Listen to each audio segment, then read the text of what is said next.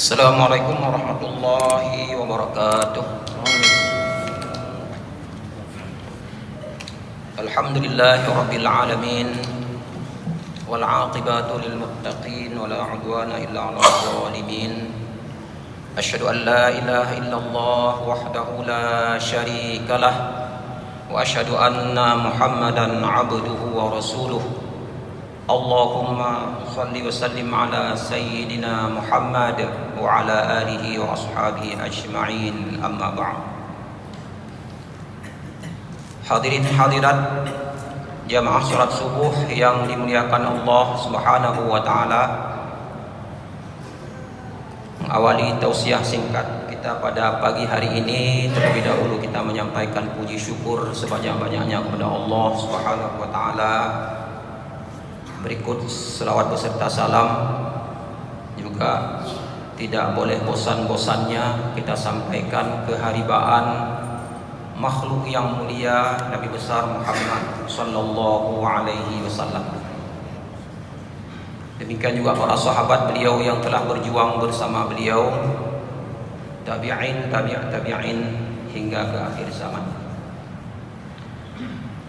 Hadirin hadirat jamaah salat subuh yang dimuliakan Allah Subhanahu wa taala. Sudah sangat sering kita mendengar dari para masyayikh dan guru-guru kita, dan dalam pengajian-pengajian yang kita ikuti, saya yakin bahkan disampaikan setiap hari di hari-hari bulan Ramadan ini,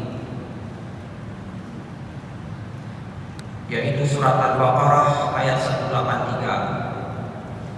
Kuat dugaan saya ayat ini sudah sangat lancar kita hafal karena sering diulang-ulang. A'udzu billahi minasyaitonir rajim. Bismillahirrahmanirrahim. Ya ayyuhalladzina amanu kutiba 'alaikumus shiyam kama kutiba 'alal ladzina min qablikum la'allakum tattaqun. Shadaqallahul 'azim. Wahai orang-orang yang beriman, diwajibkan kepada kamu sekalian berpuasa sebagaimana diwajibkan atas orang-orang sebelum kamu, dengan harapan moga-moga kamu akan menjadi orang-orang yang bertakwa kepada Allah Subhanahu wa taala. Jemaah yang dimuliakan Allah Subhanahu wa taala, salah satu catatan penting pada ayat ini adalah pada bahagian terakhir Allah mengharapkan sangat lewat puasa ini kita menjadi hamba-hamba Allah yang muttaqin, yang bertakwa kepada Allah Subhanahu wa taala. Yang namanya harapan para jamaah sekalian, penggunaan kata-kata la'alla dalam bahasa Arab di sini itu harapan. Jadi bukan setiap orang yang berpuasa itu sudah jaminan akan menjadi hamba Allah yang muttaqin. Siapakah yang terjamin? Tidak ada yang berani jamin. Tidak ada yang berani jamin, kecuali kita hanya berusaha dan berusaha. Semoga kita termasuk dalam hamba-hamba Allah yang bertakwa dengan melaksanakan ibadah suci bulan Ramadan ini. Jemaah yang dimuliakan Allah Subhanahu wa taala, maka dengan demikian kita senantiasa perlu berupaya. Semoga harapan Allah yang disebutkan pada ujung ayat ini dapat kita peroleh dengan baik, sehingga ketakwaan yang senantiasa kita perlihatkan kepada Allah, yang senantiasa kita perlihatkan kepada hamba-hamba Allah, itu semakin hari semakin meningkat dari tahun ke tahun, sehingga dengan demikian betul-betul kita akan menjadi hamba-hamba Allah yang bertakwa kepada Allah Subhanahu wa taala. Ini satu derajat, satu level yang sangat tinggi para jamaah sekalian. Oleh karena itu, salah satu cara ya, supaya kita senantiasa bisa meningkatkan ketakwaan itu adalah kita belajar dan belajar. Banyak menuntut ilmu, terutama bagaimana cara-cara pelaksanaan ibadah puasa yang baik. Lalu apa yang diharapkan dengan amal ibadah puasa kita para jamaah? Yang diharapkan lewat pelaksanaan ibadah puasa atau ketika seseorang menjadi hamba-hamba Allah yang muttaqin, ada jaminan Allah tersebut dalam surah Al-Anfal ayat 29. Ya ayyuhalladzina amanu in tattaqullaha yaj'al lakum furqana wa yukaffir 'ankum sayi'atikum wa yaghfir lakum ila akhiril ayah. Al-Anfal ayat 29. Dalam surat Al-Anfal 29 ini Allah mengatakan kepada kita sekalian, wahai orang-orang yang beriman, jika kamu bertakwa kepada Allah, maka Allah akan menjadikan ketakwaan itu sebagai furqan. Jadi orang-orang yang sudah mencapai tingkat takwa, dan kita berharap semoga kita termasuk dalam kelompok orang tersebut, kita akan diberikan, dijamin oleh Allah akan diberikan furqan,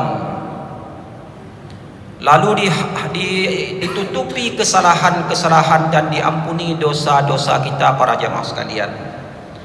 Pada kesempatan yang singkat ini mungkin satu yang kita bahas, mengingat waktu yang singkat, orang-orang yang bertakwa, jika kita sudah menjadi hamba Allah yang bertakwa, kita diberikan furqan oleh Allah. Apa itu furqan para jamaah sekalian? Ketika kita membaca beberapa kitab tafsir dan sejumlah ulama-ulama tafsir, mulai dari para sahabat, para tabi'in dan ulama-ulama pengikut mereka, mereka menyimpulkan di antara sekian banyak makna furqan itu hanya kepada 3 bahagian. Yang pertama sekali, furqan itu adalah makhrajan. Makhraja itu adalah jalan keluar. Biasanya yang dimaksudkan makhrajan, jalan keluar itu adalah pada saat kita menghadapi suatu kesulitan dalam kehidupan ini.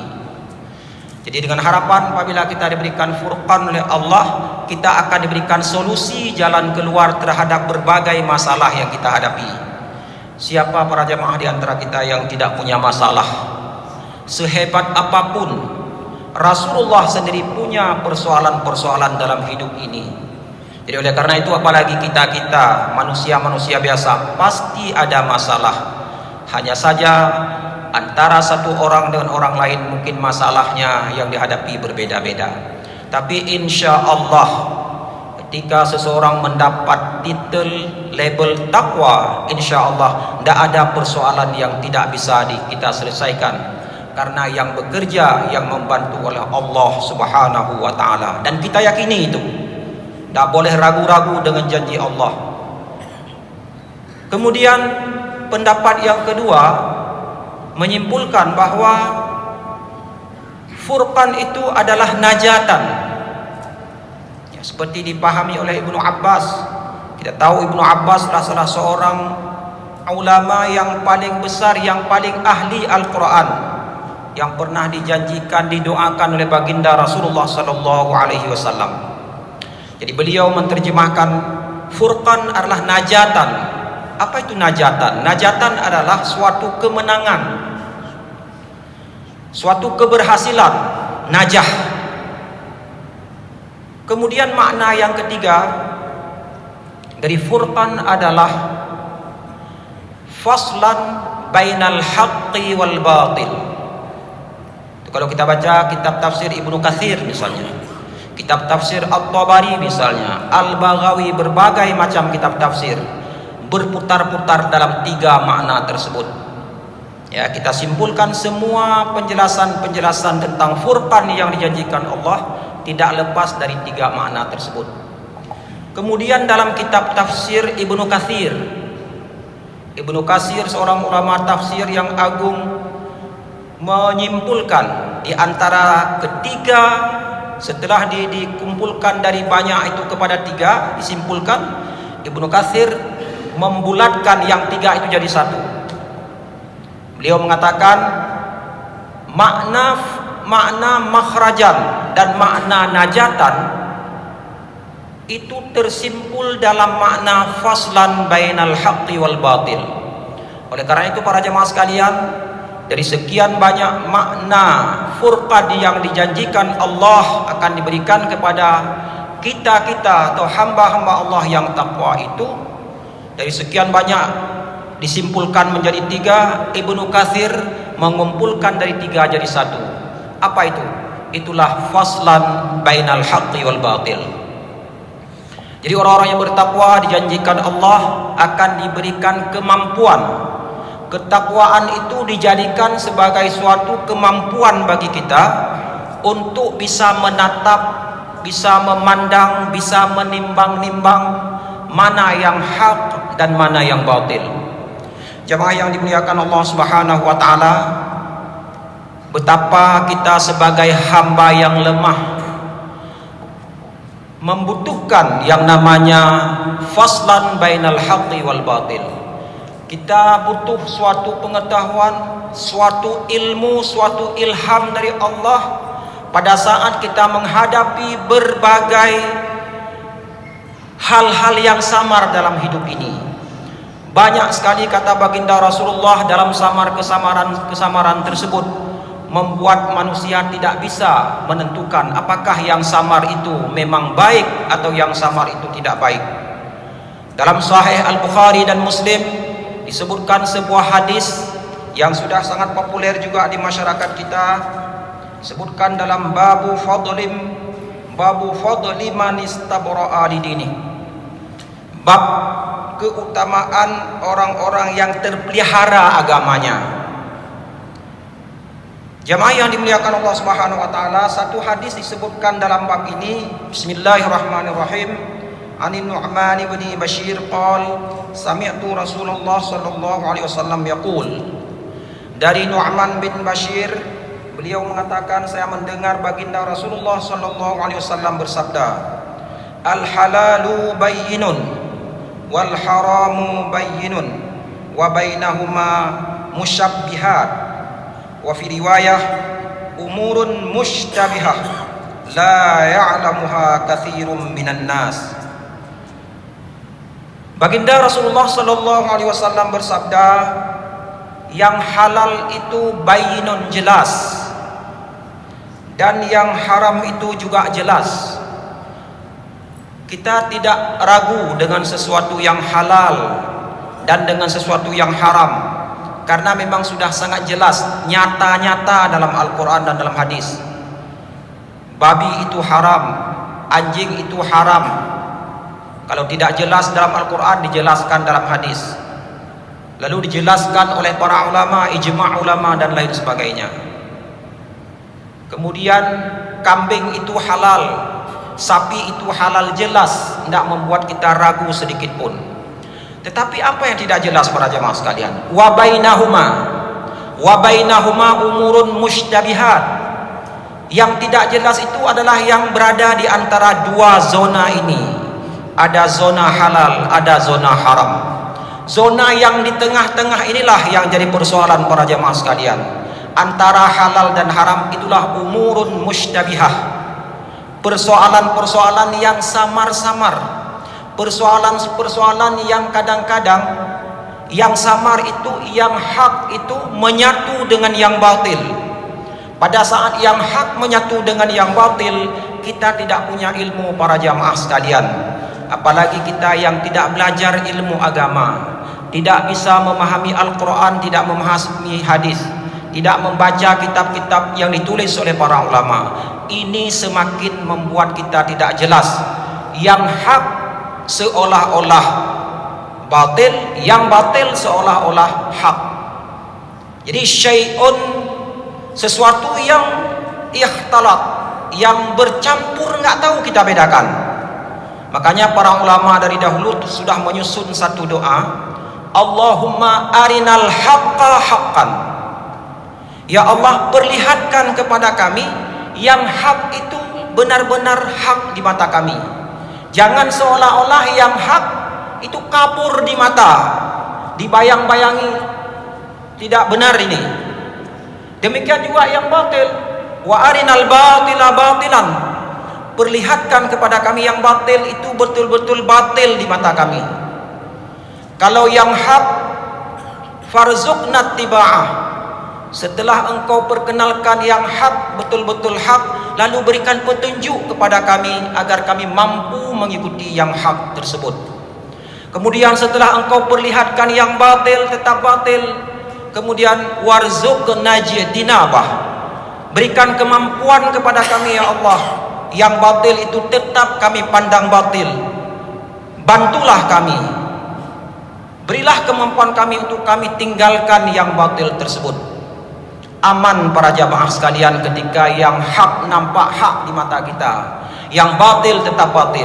Tetapi satu persoalan besar yang dikatakan baginda Rasulullah SAW dalam hadis ini adalah yang mushtabihat tersebut. Jadi yang mushtabihat tersebut bahasa Rasulullah, la ya'lamuha katsirum minan nas. Yang berada di antara hak dan batil, halal dan haram, itu katsirun, banyak sekali manusia, kata baginda Rasulullah, tidak mengetahuinya. La ya'lamuha katsirum minan nas. Kalau baginda Rasulullah mengatakan tidak tahu, jangan kita sok tahu. Saya punya kemampuan untuk membedakan mana yang hak dan mana yang batil. Enggak ada yang tahu. Oleh karena itu salah satu cara adalah lewat jalan ketakwaan kita kepada Allah. Mudah-mudahan yang senantiasa samar-samar dalam kehidupan kita ini, kita diberikan kemampuan, diberikan faslan bainal haqqi wal batil, kemampuan untuk bisa memisahkan ini hak, ini batil. Mudah-mudahan aman dalam hidup ini para jamaah sekalian. Jamaah yang dimuliakan Allah Subhanahu wa taala, banyak sekali kesamaran-kesamaran dalam hidup kita. Kalau para ulama dahulu, seperti bisa kita baca dalam kitab-kitab yang ditulis oleh para ulama, ketika seseorang ditanyakan sesuatu yang samar-samar, misalnya Imam Malik. Imam Malik itu pernah ditanyakan tentang anjing laut, tentang babi laut. Beliau tidak tergopoh-gopoh menjawab. Kenapa? Karena itu antara hak dan batil, antara halal dan haram. Beliau diam. Karena di satu sisi itu anjing, tapi di sisi lain itu binatang laut. Dalam sebuah hadis pernah dikatakan semua binatang laut itu halal, tapi itu anjing. Demikian juga binatang darat, itu samar-samar. Oleh karena itu beliau selalu berpikir, ini kalau saya jawab halal, itu anjing. Ketika saya jawab haram, itu binatang darat. Binatang darat yang kita ketahui kalau binatang darat anjing itu atau babi itu adalah haram. Jadi oleh karena itu ulama besar, beliau diam seribu bahasa manakala menghadapi persoalan-persoalan seperti ini. Jemaah yang dimuliakan Allah Subhanahu wa taala, mudah-mudahan kita yang sangat kecil di mata Allah ini, kita senantiasa bermohon kepada Allah, mudah-mudahan faslan bainal haqqi wal batil senantiasa diberikan, ditanamkan dalam diri kita, sehingga dalam menghadapi berbagai persoalan kita bisa menandakan bahwa ini benar, bahwa ini salah. Itu yang perlu senantiasa kita doakan kepada Allah Subhanahu wa taala. Kadang-kadang ada orang, para jamaah sekalian, misalnya seseorang kita lihat dia berpakaian baik, dia berpakaian seperti seorang yang soleh sekali, tapi itu belum tentu dia orang soleh. Demikian juga sebaliknya, kita melihat seseorang yang memakai pakaian kumuh dan jarang-jarang kita lihat dia melaksanakan sholat, padahal di mata kita mungkin yang dia nggak mengenakan sholat, lalu kita klaim dia sebagai seorang yang ahli neraka. Na'udzubillah thumma na'udzubillah. Mengapa? Karena kita diberikan, diuji oleh Allah. Apakah kita tahan untuk tidak mengatakan sesuatu kepada orang yang di mata kita dia berbuat salah? Apakah kita bisa membedakan semua itu? Banyak yang kita terperosok, banyak kita yang terpengaruh dengan hal-hal seperti itu. Mengapa? Karena kita tidak diberikan faslan bainal haqqi wal batil. Sesuatu yang kadang-kadang baik, kam hasanat lazatan. Dalam qasidah Burdah dikatakan kam hasanat lazatan lil mar'i qatilatan. Betapa banyak yang lezat-lezat itu para jamaah sekalian. Tapi yang lezat itu menjadi pembunuh bagi manusia. Begitu kita lihat lezat, indah, menarik dan sebagainya, kita datangi. Kalau dia sepotong roti, kita coba makan. Min haitsu lam yadri anna samma fid dasami. Tanpa kita sadari para jamaah sekalian, ada racun di dalam roti yang indah di mata kita. Mengapa? Karena kita tidak ada diberikan kemampuan oleh Allah untuk membedakan. Banyak orang sekarang yang kadang-kadang lewat sepotong roti, tidak kita sadari kita makan jadi racun di dalamnya. Ini salah satu yang senantiasa kita tidak bisa membedakan.